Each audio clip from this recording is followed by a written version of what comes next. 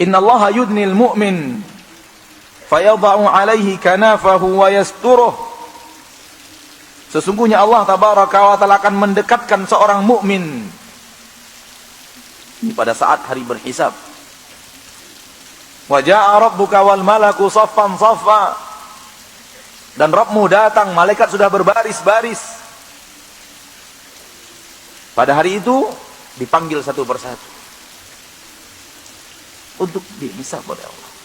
Hanya kita dan Allah. Maka latihan untuk mencari waktu untuk beribadah. Rajinlah sembunyikan amal saleh. Rajinlah salat tahajud di malam hari. Karena ketika antum tahajud hanya ada antum dan Allah. Rajin baca Al-Quran di kesendirian, di mana semua manusia tidak tahu apa yang antum kerjakan. Jangan kita hanya beramal ketika ada orang. Setelah orang tidak ada, kita pun tinggalkan amal itu. Perbanyaklah amalan agar ketika nanti dipanggil menghadap Allah, Allah turunkan kanaf. Karena kita sudah rajin di dunia menghadapnya sendiri, maka ia panggil kita pun sendiri. Kemudian Allah berkata kepadanya, "Ata'rifu dzamba kadza?" Apakah engkau tahu dosamu yang ini? Allah sebut dosa-dosa kita, saudaraku. Apakah kamu pernah melakukan ini? Apakah kamu masih ingat dosa yang ini, dosa yang ini, dosa yang ini? Dan berapa dosa kita? Berapa kita sudah melakukan maksiat kepada Allah?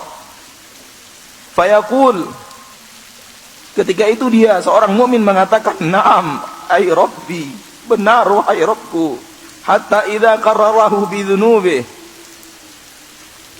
sehingga dia ketika dia telah menyampaikan dan mengakui dosa-dosanya, wa ra'a fi nafsihi annahu halak, dan dia sudah yakin dan merasa di dalam dirinya dia akan hancur dan binasa.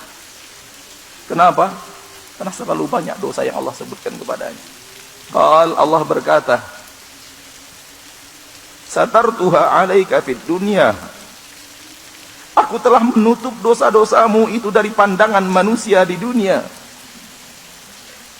sehingga orang lain tidak tahu atas dosa yang kamu lakukan. Satartuha 'alaika fid dunya. Aku tutup dosamu itu di dunia. Wa ana aghfiruha lakal yaum. Pada hari ini aku ampuni dosa-dosamu itu.